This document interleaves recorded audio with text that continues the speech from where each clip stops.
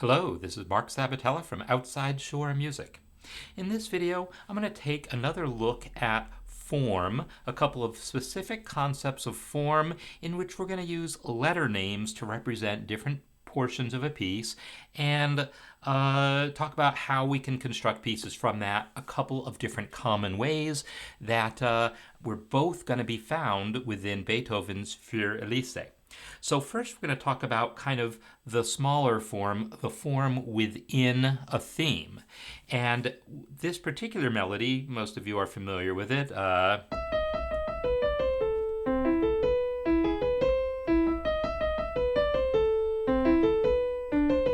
Right? That's our A theme. And then we have a kind of a slightly contrasting B theme.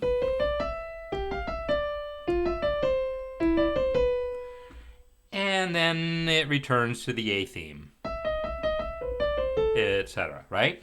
So specifically, we get that A theme that repeats, then we have that B theme, and then the A theme comes back. That is an A-A-B-A form. That's really quite a common form. Sometimes it's just A-B-A. This one is A-A-B-A. That they're both very common. So that is the theme to this piece, but this A and B theme, they're very related. They're kind of interconnected, right? They're using kind of the same rhythmic language and everything. They're very much working together. So that whole AABA theme, I'm now going to take a step back. So instead of looking at it just 8 bars at a time, I'm going to take that whole AABA, and now we're going to call that A. And yes, it would be nicer if we use different letters for it, but this is how things usually go. So that whole AABA is now just A, big A. The main form of the piece then is big A. Then we have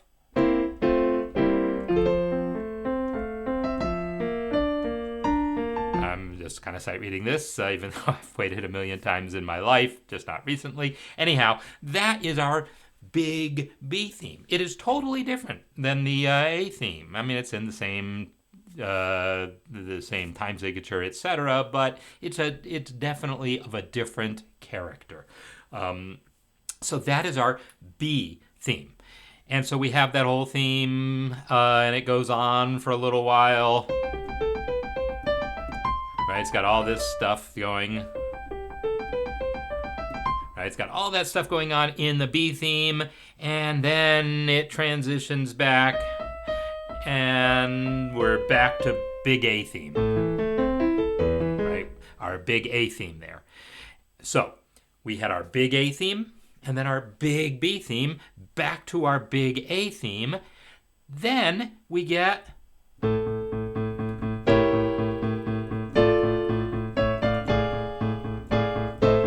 a C theme, something totally new and different. Big A, big B, big A, now big C. And it goes on for a little while and eventually brings us back to our A theme again. So we had our A theme, a B theme, A theme, C theme, back to A. That type of form where we keep coming back to our A theme is called a rondo. So in larger terms, this piece is a rondo. It's got its main A theme, and it's got a contrasting B theme. That one, that guy right there, that I think I just played wrong, but you get the idea. We have our big A theme, our B theme comes back to A, and then we have our C theme, that guy, right? That's our C theme, and then back to A. So it's A, something else, A, something else, A. And it could keep going, something else, A, something else, A. Keep coming back to your main theme after introducing all these other things. That is the essence of a rondo.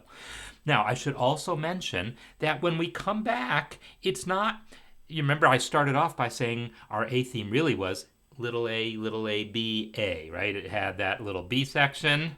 Right, it had that little section, AABA, within that big A. We don't always get that. When we come back to our A theme later, we just hear the just those 8 bars, and we don't get the whole thing with the little B theme and all. So when you come back, anytime you come back to your main theme in a rondo, it could be a kind of shortened, abbreviated version. So there you have it. Für Elise gets to talk about the structure of one particular theme being little a, little a, little b, little a. That all makes up big A. And then we have big A, big B, big A, big C, big A as the big form for Für Elise, and that is a rondo.